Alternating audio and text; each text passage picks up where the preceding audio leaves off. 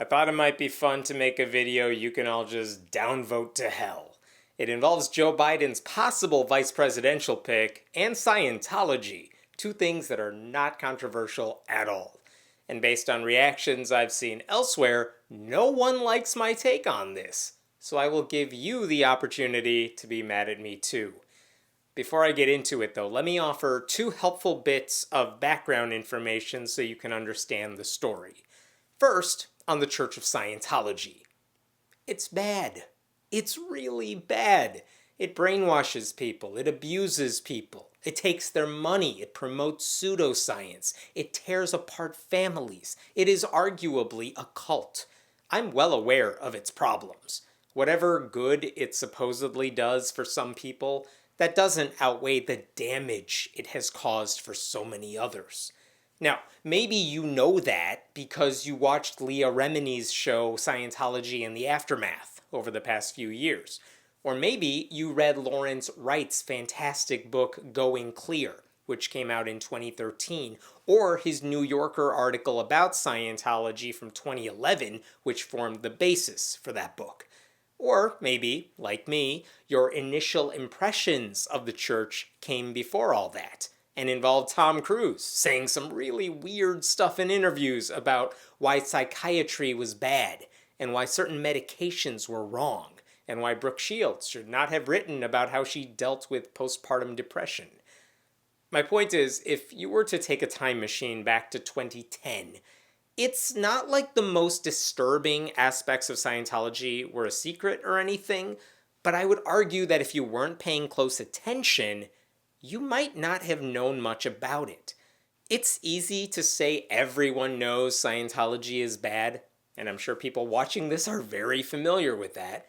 But more realistically, most people don't know anything about it. It's just like voting.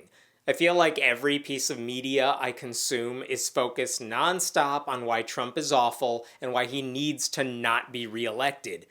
But the plurality of Americans will not vote. They're not following politics for whatever reason. It seems incomprehensible to me, but that is a fact. Most people pay no attention to something that I can't stop paying attention to. Okay, second bit of background. For people outside the US, or for people who don't follow politics closely, Joe Biden is on the verge of picking his running mate. He'll be making that announcement in the next week or two. He has already said it will be a woman, and there are a lot of people calling on him to choose a woman of color, which has never happened on a major party ticket in US history. Some of the people reportedly on both of those shortlists include Senator Kamala Harris, who ran for president this year, and Susan Rice, who was a former national security advisor to Barack Obama. I'll go ahead and tell you my personal biases here. I don't particularly prefer either of them. I wish Biden would choose Elizabeth Warren or Stacey Abrams, both of whom I think are way more inspiring and progressive to me. I doubt he'll pick either one. I also don't think it'll make too much of a difference in the long run. Honestly, he could choose a cardboard cutout of Obama and he'll still have my vote. Anyone is better than Donald Trump and Mike Pence at this point. I bring all that up because one of the names on every shortlist right now, someone who is seriously being considered by Biden's team, is Representative Karen Bass, a California congresswoman who also serves as chair of the Congressional Black Caucus. Now, unless you really follow politics, you may not even be that familiar with her. She doesn't seek out attention relative to other politicians. Given the amount of power she has, she's really flown under the radar in that sense. She'll do interviews on TV, but there are not a million magazine profiles of her. That said, she is well liked by her colleagues. She has a solid progressive reputation, and she has governing experience. I mean, she served in the California State Assembly for several years before becoming their speaker. That was just before she got elected to Congress in November of 2010. She could very well be Joe Biden's vice president, which is why you can also expect conservatives to dig through her past and find anything they can to discredit her. Vetting her isn't a problem. I mean, she needs to be vetted. But you should also keep in mind that not every piece of information from her past is going to be as relevant as some people make it out to be. And here's a perfect example of that. On Friday, the right-wing website Daily Caller posted video of Karen Bass praising the Church of Scientology when it opened an Ideal Org Center in Los Angeles in 2010. At the time, she had just finished serving in the California State Assembly as Speaker and had just announced her candidacy for Congress.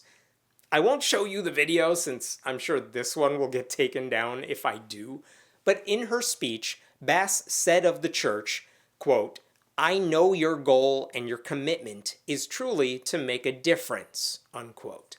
She also praised Scientology's founder, L. Ron Hubbard, for the church's creed, which says, quote, that all people of whatever race, color, or creed are created with equal rights, unquote. Scientology's controversial president, David Miscavige, whose own troubling history has come to light over the years, was also on stage that day. Now, that's not doctored footage. It's fair game, even if it's very likely just a conservative media outlet's attempt to discredit a potential Biden running mate. And when it started making the rounds online on Friday, I saw a bunch of liberals taking the bait. They said it was discrediting. If Biden chooses her, I can't vote for them. I wanted to make this video to talk you off that ledge. Because the video is troubling, but honestly, not as much as some people seem to think. Let me give you the best case scenario here, and the one I happen to think is accurate. Karen Bass was asked to speak at the opening of a religious venue in her community, one whose members include some rich and powerful people who may well become donors. And she probably knew very little about Scientology.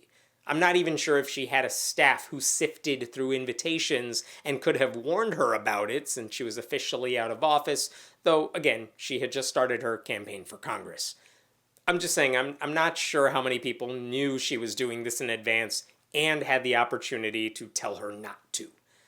So she showed up to this event. She praised Scientology for their public statements and alleged mission. Maybe she was totally ignorant about the deep, dark, disturbing, and dangerous nature of the cult. It's not like she would have been alone. There were other politicians on stage that day, too.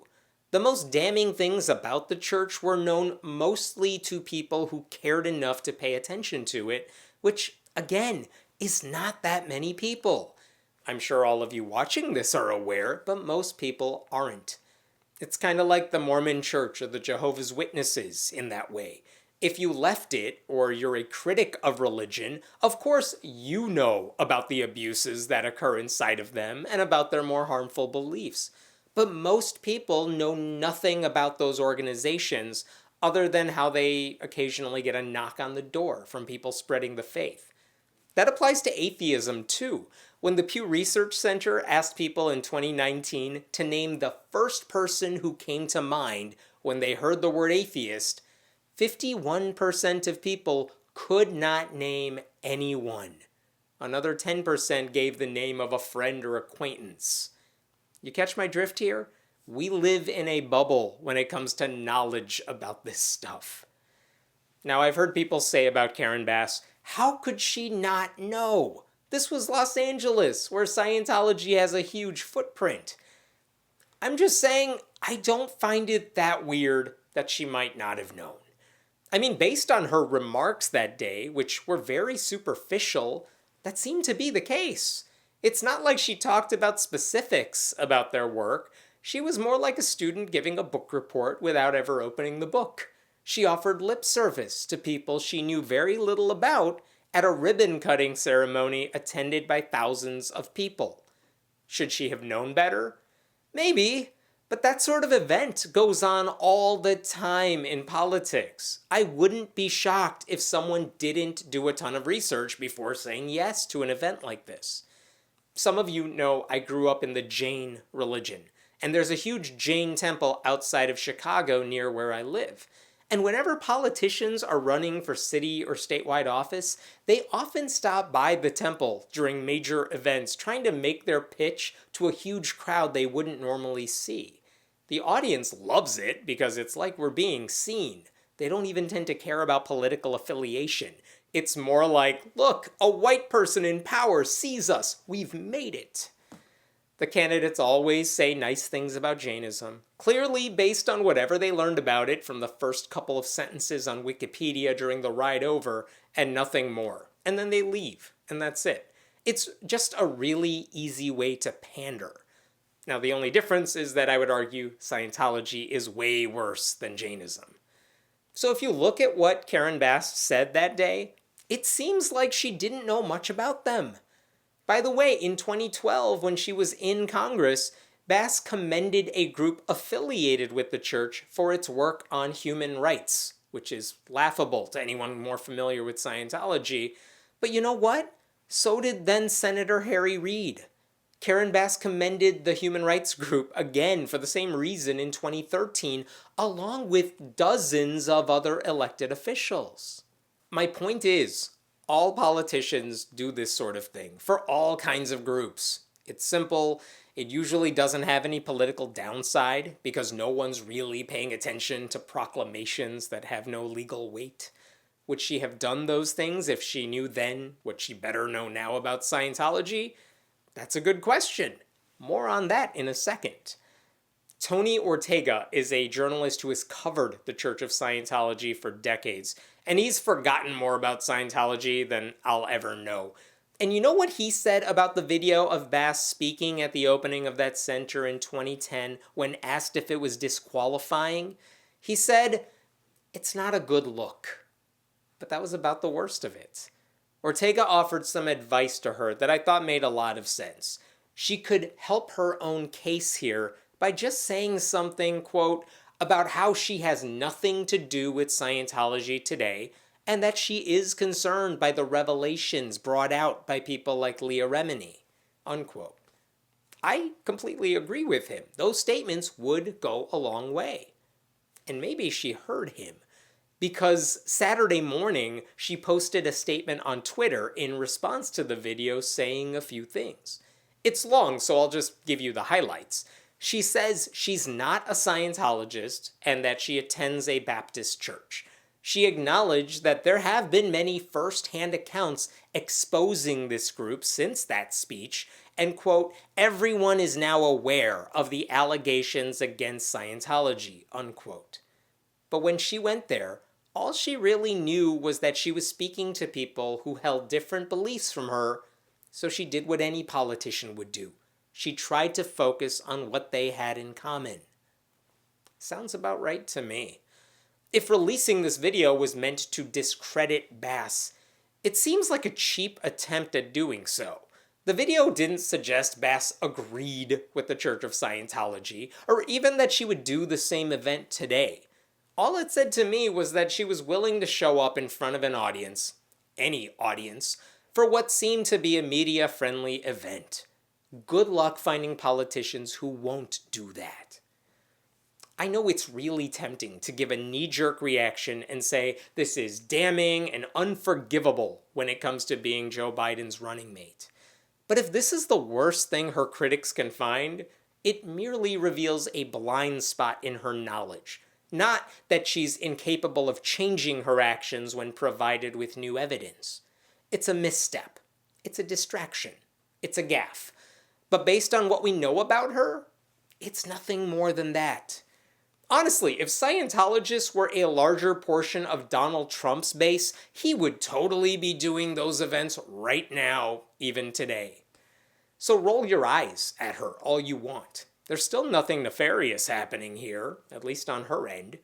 I promise you that even if you're planning to vote for Biden, like I am, you'll ask yourself many times in the coming months, why couldn't we have a better candidate? I know, he's not my first choice either. And she's not my first choice for running mate.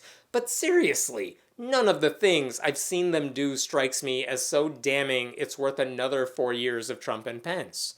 Don't let conservatives blow something tiny out of proportion while minimizing the very real and very large problems their own candidates have caused. Criticize Biden and his future running mate all you want. Push them in the direction you want. But let's not pretend a politician doing the most politician-y act of pandering, even to a group that she really should have known was troubling, is somehow the only way we should define her career. If you do, you are playing right into conservatives' hands. And just for the sake of it, yes, I would be saying these same things if a Republican did this. There is a difference between showing up for a ribbon-cutting ceremony and promoting their agenda if you're in power. I think giving lip service to Scientologists a decade ago isn't anywhere close to being as bad as telling conservative Christian churches you'll advance their beliefs in office, which Donald Trump and Mike Pence do all the time. For anyone who thinks this video of Bass speaking to Scientologists is damning, I want them to tell me what policies she promoted while in Congress that benefited Scientologists specifically. That would be worth criticizing. This video, not so much.